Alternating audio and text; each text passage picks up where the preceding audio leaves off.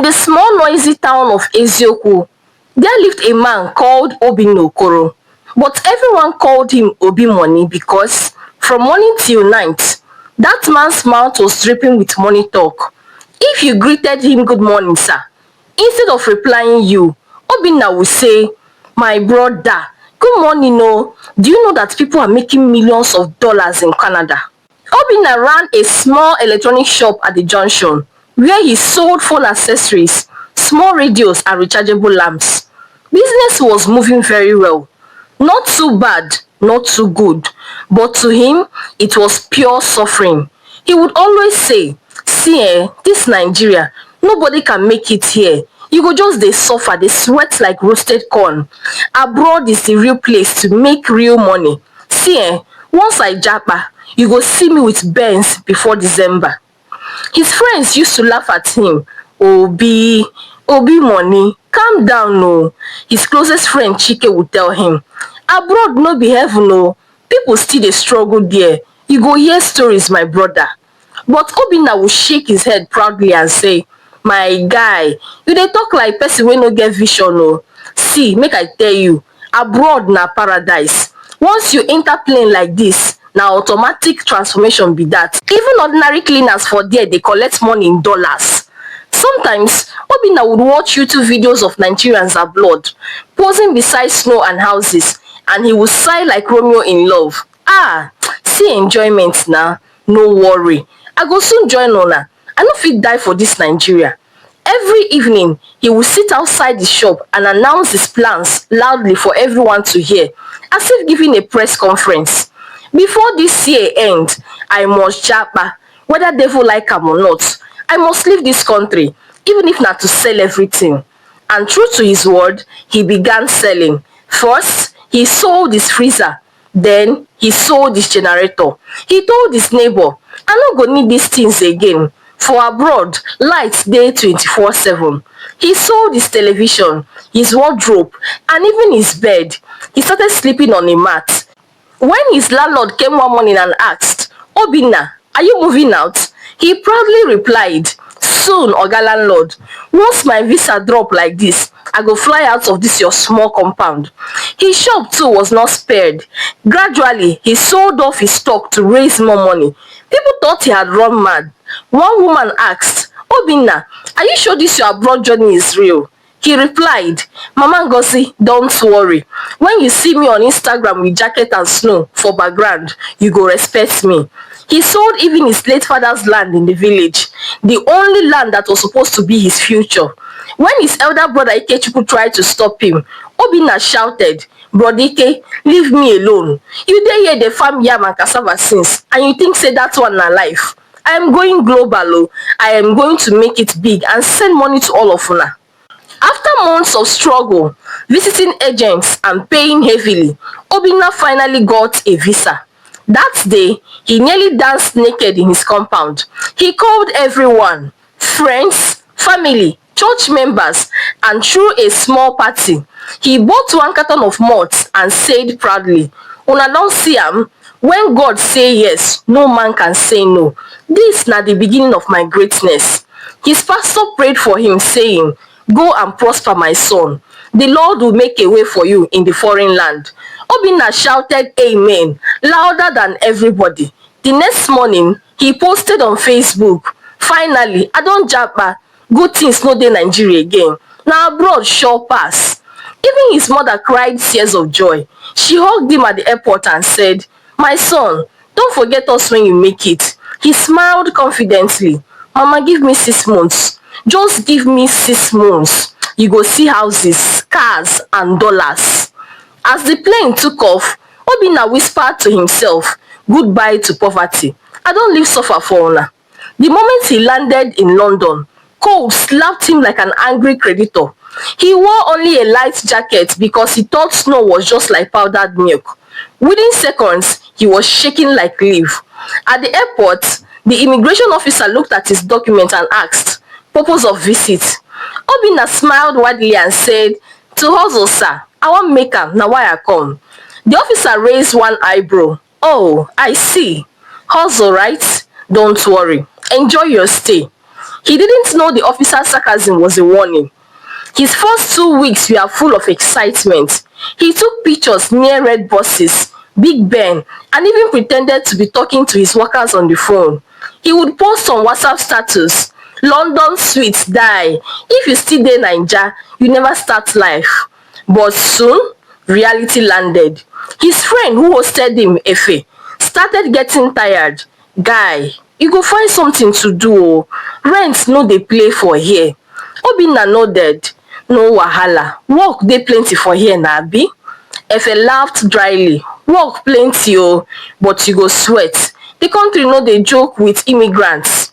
The next day, Obinna went to look for jobs. Cleaner, waiter, security, anything at all. But to his shock and dismay, nobody was ready to hire him easily. They needed experience, references, papers, things he didn't even have. After 2 weeks of searching and eating indomie every night, Obinna's money finished. That was when he met one man from their village, Ugochukwu, who introduced him to a cleaning job at an old people's home. "See Obinna, no shame Ugochukwu said. "Work na work. We dey clean people's toilets and we dey wash old people's nyash. Na that one dey give us small change to survive." Obinna's mouth dropped. "Wait first, Ogugo, you mean say you dey wash people nyash?" "Guy, no be joke this abroad no be Instagram, na survival mode." Obinna laughed nervously, thinking it was a prank. But the next morning, Ugochukwu took him to the care home, and indeed, the reality was waiting. On the first day, they handed him gloves, apron and mop. "Your section is room number 7 and 8.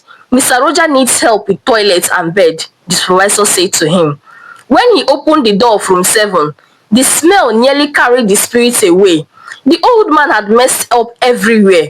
Obinna froze. "Jesus, na this kind work una dey do?" The supervisor backed at him. "Mr. Obinna, move it. You are here to clean, not to stay and talk nonsense." He put on gloves reluctantly, muttering, see me now. Back home, I was selling electronics. Now, I am washing people's pool. Abroad don't humble me." At a point, the old man even shouted, "Young man, clean it properly. You missed a spot." Obinna almost cried. He whispered to himself, "Chai, Obinna, Obi money. So this na wetin you sell land for? You sell your papa land make you come dey wash nyash? Hey, God abeg." After work, he staggered home, tired and broken. That night, he video called his friend Chike back home. "Guy, this place no be like YouTube video. I dey suffer like this." Chike laughed till tears came out of his eyes. "You see yourself? We talk tire, everyone talk to you. You say we no get vision, say na abroad na im be the main vision. Now, how abroad dey treat you?" Obinna hissed, "Abeg, leave me jare. I just need to hustle small before things go better. No worry, I go show you." But things didn't get better. Instead, they got worse. Soon, he had to combine 3 jobs: morning cleaning shift, afternoon warehouse work, and night Uber delivery. He barely slept. His hands became rough, his eyes red. Sometimes, he would fall asleep while standing in the train. One day, his manager shouted, "Obinna, you dropped the tray of plates again." He quickly apologized. "Sorry, sir. Small sleep catch me." People back home did not know what he was going through. He still posted nice pictures online with clean jackets, fake smile, and a caption that says, "Abroad hustle sweet when you see results." But the truth was, he was eating leftover sandwiches from work and wearing the same pair of shoes daily. At one point, he even fell sick from exhaustion and cold. When he went to the hospital, the nurse told him the bill. He screamed, "For just small cough?" "Ah." She replied calmly, "Sir, this is not Nigeria. Nothing is free in this place." He walked home that night under the rain, soaking wet, and thought of his mother's last word, "Don't forget us when you make it too." He laughed bitterly and said, "Mama, make it kwa. I never even make breakfast." Obinna's new nickname among his fellow workers was Mr. Sorry, because every time someone asked him anything, he would answer with, "Sorry, sir." "Obinna, clean the toilet." "Sorry, sir." Obinna, mop the corridor. Sorry, sir. Obinna, can you stay for extra shift? Sorry, sir. He was tired, body, soul, and spirit. At night, he would collapse on his small mattress in the corner of the shared room he rented with four other Nigerians. The heater didn't even work well, and sometimes he would wake up with cold, stiff fingers. One night, his roommate Kelechi, who was older and wiser, said to him, Obinna, calm down. You go kill yourself with all these multiple jobs. Obinna sighed deeply. Kelechi, if I no work like this, how I go take survive? I came here to make it and I must make it. Kelechi laughed bitterly and said, make it? You think say na beans to make am? Me, I don dey here for 4 years. 4 good years. I still dey send small money home, but my life never balance. Dis place na trap if you no plan yourself well. Obinna didn't like hearing that. He felt everyone was trying to discourage him, just like back home. So, he ignored Kelechi and kept working, morning, afternoon, and night, like a machine. One evening after his night shift, as he sat in the bus half asleep, his phone rang. It was his mother from Nigeria. Obinna, my son, how are you? We no dey hear from you again oo. Mama, I dey fine. Just work, work and work. We thank God. Hope you don start to dey send money small na. You go start to dey send us money na. Things hard for village. That line hit him hard like a stone. He had less than £50 in his account and his rent was due in 3 days. He lied. Mama, no worry, I go send something soon. When he ended the call, he felt tears in his eyes. So this is what abroad life really means, he thought. Everyone thinks you are rich, but you no even fit feed yourself. One of the most dramatic days of his life came one Saturday morning. He was cleaning Mr. Rogers' room again, the old man who always complained, when something terrible happened. Mr. Roger, half asleep, mistakenly released his golden waist just as Obinna bent down to clean. It splashed directly on his glove and a little on his face and even small on his mouth. Obinna screamed like a cat that stepped on hot stove. Jesus! This man don pour me shit! The supervisor rushed in. What happened? Obinna shouted, Madam, abeg, abeg, I no fit do this thing again oo. This one e don pass human rights. Other workers tried to calm him down, but he threw away the mop and apron. I came to abroad to make it, not to be washing another man's shit. He stormed out of the care home, shaking with anger. People were staring, but he didn't care. He felt his whole life was a joke. He walked aimlessly on the street, muttering, Obinna, Obi money, see your life. You sell land, sell shop, sell bed, to come dey pack shit for oyibo. Na your destiny be this? God forbid, God forbid, God forbid, I reject it. That evening, when he got back to the shared apartment, Kelechi just looked at him quietly. You finally see wetin we dey talk, abi? Obinna sat down on the cold floor, face in his hands. Kelechi, I don tire. I no even know who I be again. Since he couldn't continue the cleaning job, he switched fully to food delivery. He borrowed a used bicycle and started delivering food in the rain and snow. At first, he thought it would be better until one day he had a terrible accident. While riding fast to deliver pizza on time, he slipped on an icy road and fell into a small gutter filled with dirty snow. The pizza scattered, the box soaked, and the customer reported him. The company fined him £20 for unprofessional conduct. He sat by the roadside that day, dirty and wet, and just started laughing hysterically. So this na their broad enjoyment. Hey, chai. So this na the paradise where I dream for many years. A woman passing by thought he was a madman and threw him £1 coin. Take, my dear, buy coffee.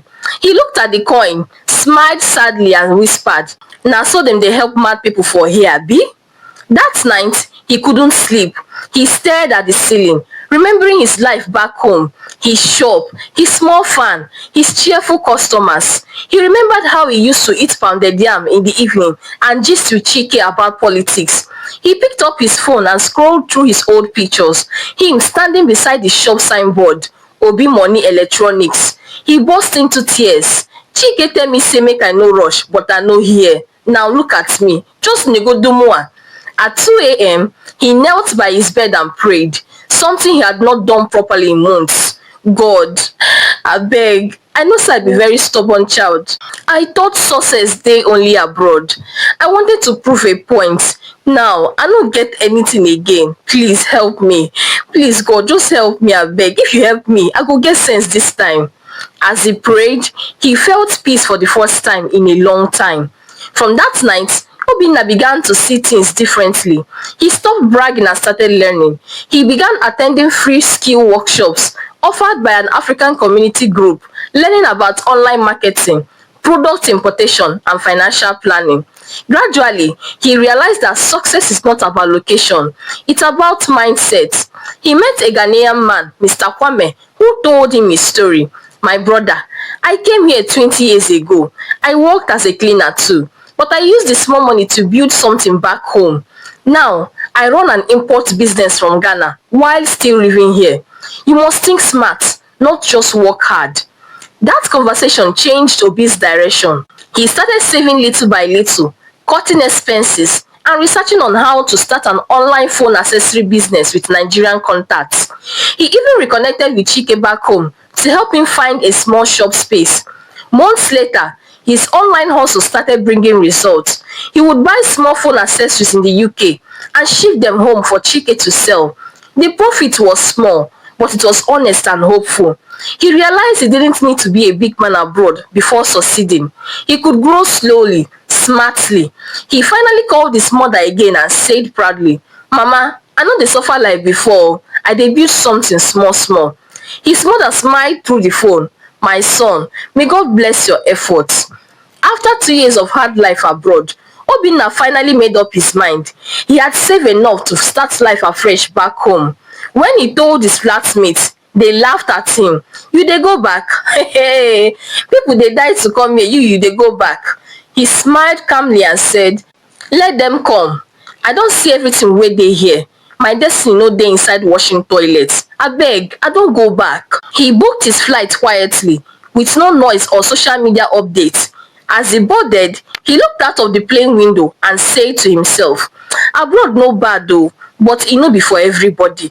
I go rebuild my life where I belong." When he arrived in Nigeria, he went straight to the village to see his mother. She screamed with joy. "Obinna, my son, you look different oh." He hugged her tightly and laughed. "Mama, cold no kill me oh, but I see pepper." He went to Lagos afterwards and reopened Obi Money Electronics. This time, he did it differently, with better planning, online marketing, and wisdom from his experience abroad. His business started booming again. Whenever people came to his shop and asked, "Obi, you don't come back from abroad? How was it? Life sweet there, Abi?" He would smile and calmly reply, "Abroad life sweet oh, only for phone. Real life na another thing. Make una appreciate home. No place like home." He also began giving talks at youth seminars in the community, warning young men not to sell everything for visa dreams. He would tell them, "See if you no get plan, abroad go turn you to broom. Success no dey only for foreign land. Use your head wherever you are." One Sunday, during testimony time in church, Obinna stood up and said, "I want to thank God for opening my eyes.